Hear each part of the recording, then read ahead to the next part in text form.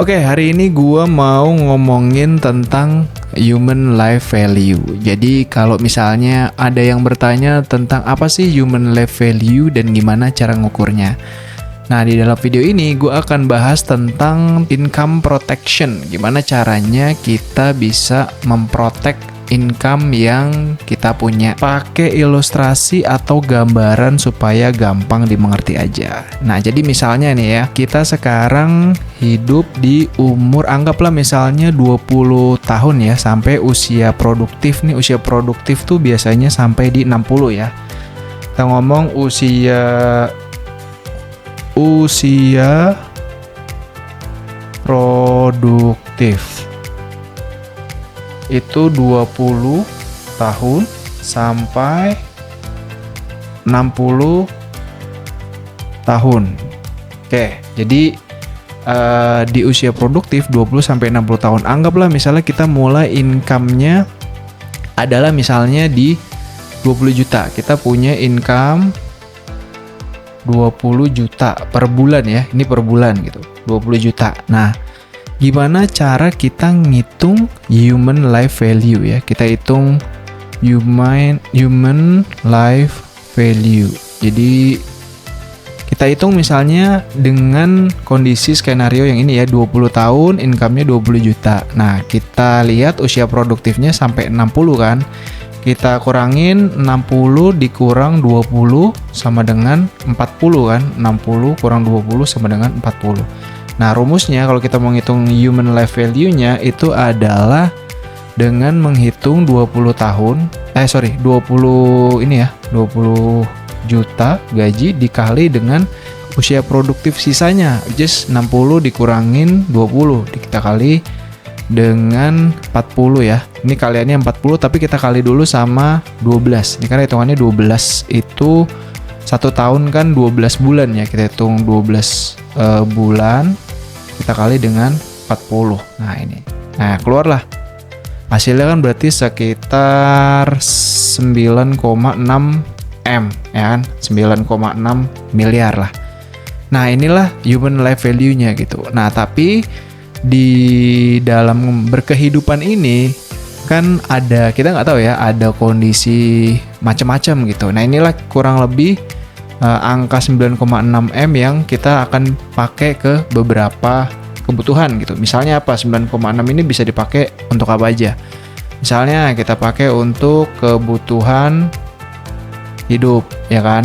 Terus apalagi? Misalnya kita pakai juga sebagai lifestyle misalnya ya. Lifestyle. Terus kita pakai juga misalnya untuk investasi misalnya ya, investasi. Atau misalnya kita pakai juga buat dana darurat ya. Nah, 9,6 ini adalah human life value yang uangnya akan dipakai untuk ini contohnya ya, kebutuhan hidup, lifestyle, investasi, dan dana darurat gitu. Nah, tentu kalau kita ngomongin hal-hal ini adalah hal yang mungkin normal gitu ya. Uang-uang ini kita pakai untuk hal-hal ini. Nah, tentu kalau kita ngomongin income ya, kita coba bikin grafiknya ya. Ini adalah misalnya income. Kita bikin grafiknya. Terus di sini kita bikin grafiknya income dan X kali Y. Ininya adalah waktu atau time ya. Nah, tentu seiring berjalannya waktu yang kita pengen adalah income kita dari waktu ke waktu akan naik terus menerus ya gitu. Tapi pada kenyataannya kita nggak tahu, ada faktor eksternal dari kita yang bikin kadang kondisinya kita naik terus tahu-tahu turun, terus naik lagi, terus turun lagi, terus naik lagi, terus turun lagi gitu. Nah, income yang kita udah dapatkan ini ya, ini kita hitung ini kan income ya.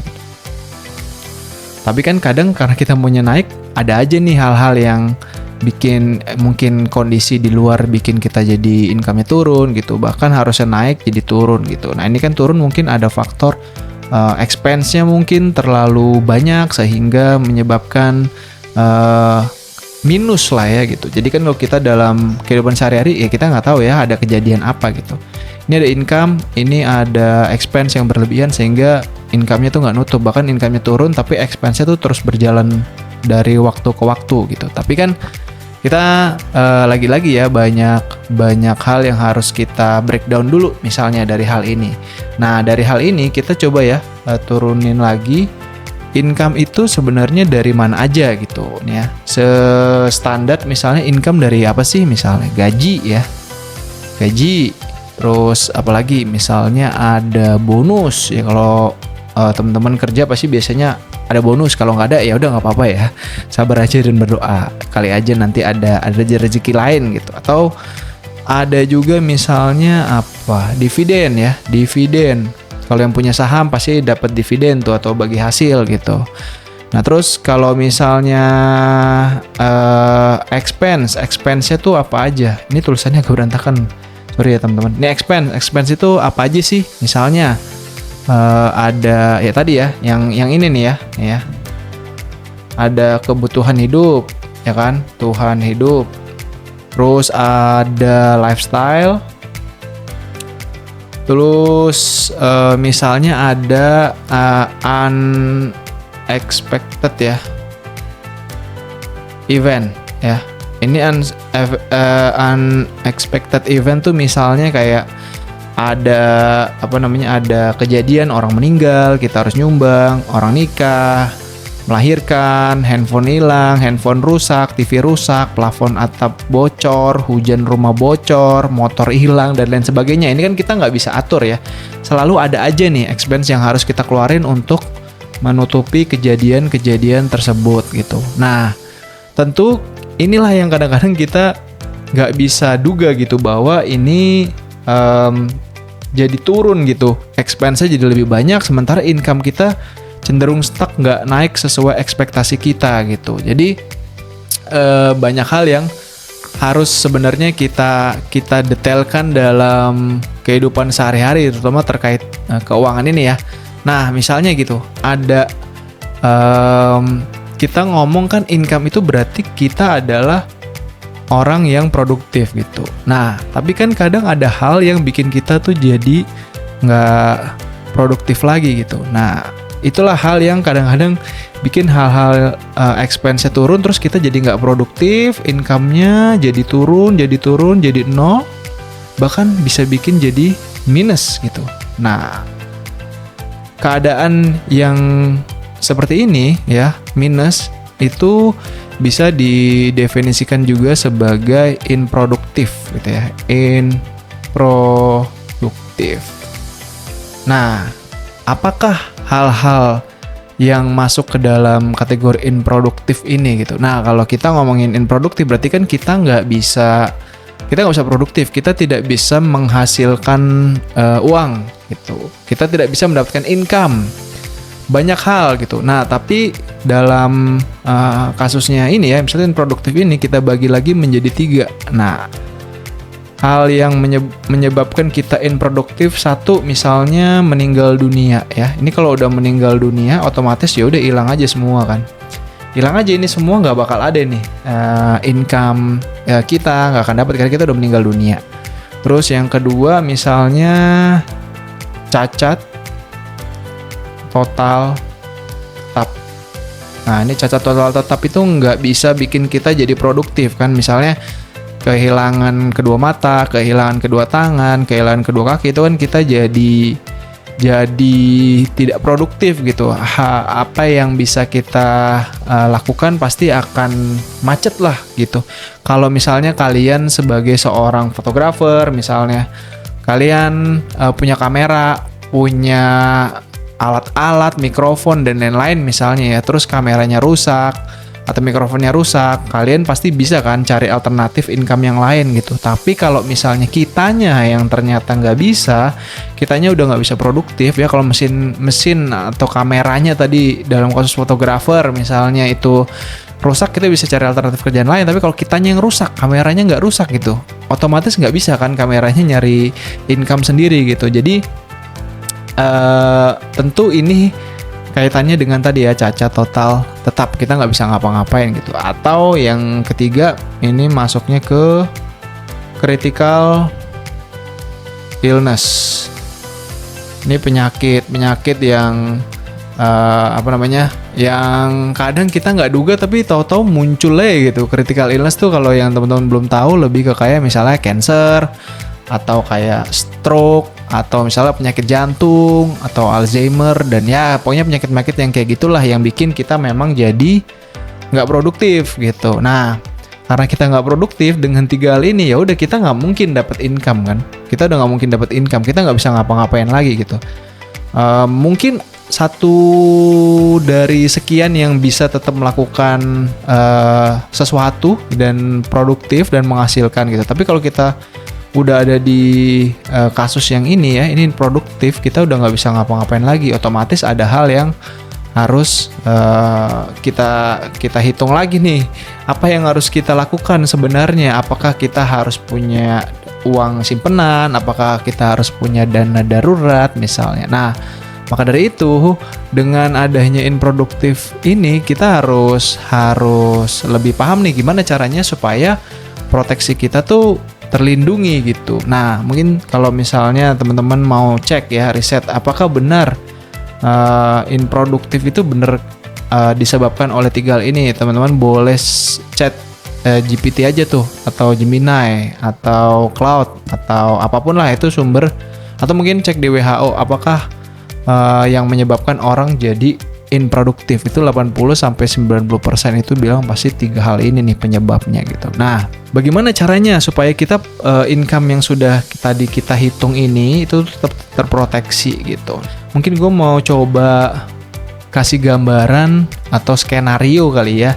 Ini ada Bapak A, Bapak B, Bapak C. Nah misalnya di Bapak A ini dia misalnya income-nya masih produktif gitu ya.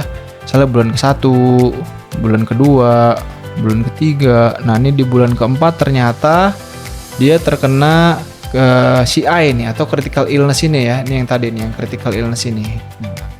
Kita kan nggak bisa tahu ya penyakit itu datangnya dari mana aja. Tapi kadang-kadang ya muncul aja gitu, misalnya di sini kena lah nih critical illness di bulan ke-4 misalnya gitu. Nah, tapi sekarang gimana caranya kita supaya bisa bahwa critical illness itu bisa sembuh dalam waktu cepat misalnya gitu. Oke, sekarang misalnya kita ngomongin ada BPJS kan ya, kita sangat bersyukur lah ada BPJS gitu. Nah, tapi kan kadang nggak semuanya BPJS itu mengcover gitu. Dalam beberapa kasus banyak juga yang expense-nya harus dikeluarkan gitu sama pribadi kan, supaya untuk mendapatkan pelayanan yang maksimal gitu. Nah, tapi balik lagi ya, di kasus Bapak ini misalnya ketika dia di bulan ke-4 terkena critical illness, BPJS ini kurang lah gitu, lalu dia harus mengeluarkan uang lagi misalnya gitu. Otomatis kan plan keuangannya tuh jadi berantakan kan. Nah, karena berantakan, jadi dia harus mengeluarkan uang lebih misalnya dia punya dana darurat kepake ya kan, terus dia punya investasi kepake lagi, terus misalnya dia punya apalagi nih, mobil kepake lagi, atau rumah kepake lagi, kan banyak ya kasus kayak gitu ya gitu. Nah, ini otomatis kan akan mengganggu keuangan gitu. Otomatis plan yang sudah dibuat sebelumnya itu jadi berantakan gitu. Nah, tentu ini adalah hal yang sangat-sangat mengkhawatirkan gitu. Maka di opsi ini jatuhnya keuangannya jadi lama-lama berkurang, jadi otomatis income-nya berkurang dan bisa jadi sampai habis. Bahkan ada yang dalam beberapa kasus tuh bisa sampai jadi minus gitu. Jadi opsi ini tuh sangat ya hitungannya beresiko lah gitu. Ini kita coret ya, beresiko misalnya. Nah, oke, kita balik ke kasus yang lain ya. Misalnya ke Bapak B. Bapak B ini sama nih, bulan 1, bulan ke-2, bulan ke-3, bulan ke-4. Nah, sama nih, bulan ke-4 ceritanya dia juga kena nih CI, critical illness. Tentu ini bukan mendoakan ya, tapi lebih ke kayak kita langkah yang bisa kita lakukan selagi kita masih produktif gitu. Di bulan keempat misalnya kena nih critical illness, sama ya kayak gini misalnya. Nah, tapi Bapak B ini punya asuransi gitu. Asuransi ini kan pasti Bapak B bayar namanya premi ya. Premi per bulan atau per tahun misalnya. Nah, tapi banyak yang nggak tahu bahwa asuransi itu banyak jenisnya gitu. Misalnya yang di sini dalam kasus Bapak B, dia punya asuransi jiwa misalnya gitu. Ini asuransinya life insurance ya kan, asuransi jiwa. Nah, asuransi jiwa itu tidak bisa mengcover critical illness gitu.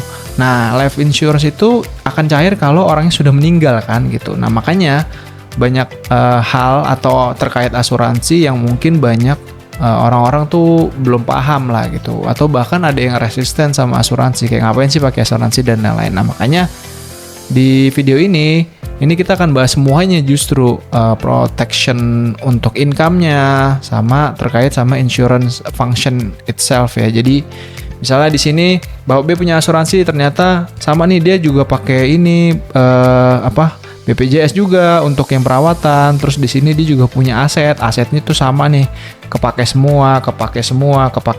Akhirnya pada akhirnya habis juga. Nah, ini juga sama, akhirnya tidak juga maksimal gitu, tidak bisa terpakai lah gitu.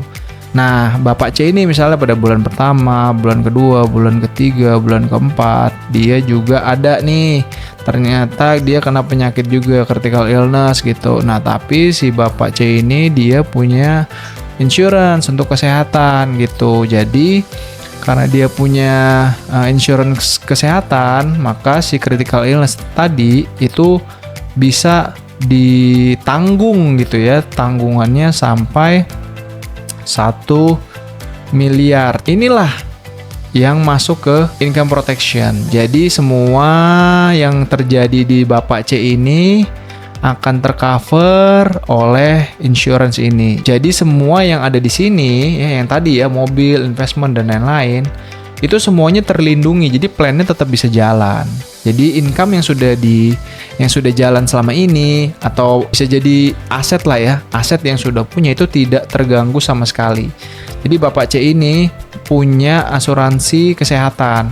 Jadi semuanya yang ada tadi kita bahas ya di Bapak A dan Bapak B, yang tadi mulai satu persatu dikikis, dipakai uangnya, dia tetap terlindungi. Jadi income and asetnya tuh terlindungi dengan adanya ini gitu. Nah, inilah sebenarnya yang harus kita bahas lebih lanjut. Kayaknya nggak cukup untuk dibahas di video ini.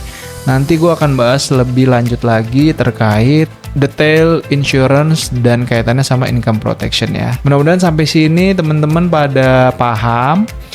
Kalau misalnya ada yang mau ditanya, boleh langsung tanya aja ke gua, boleh komen, boleh DM ke akun gua, Putu The Interpreter. Nanti kita akan bahas lebih lanjut terkait ini semua. Mudah-mudahan semuanya dimengerti ya. Terima kasih teman-teman semuanya yang sudah menonton, dan sampai ketemu di video-video lainnya. Terima kasih, sampai jumpa.